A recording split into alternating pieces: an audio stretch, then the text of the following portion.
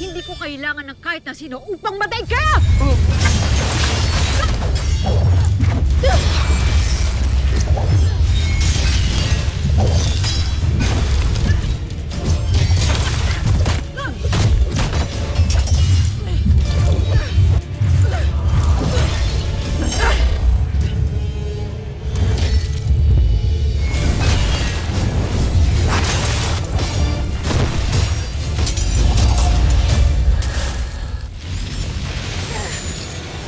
Kaawa-awa ka naman, Verena.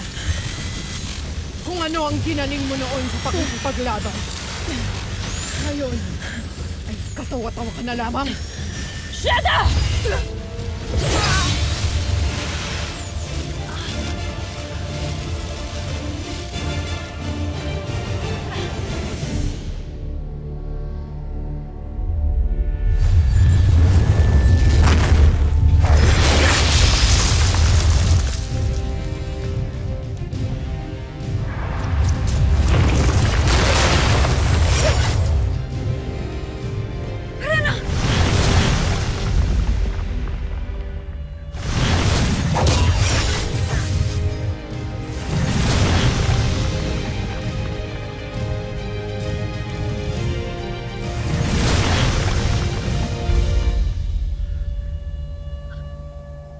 Avisala, Esma.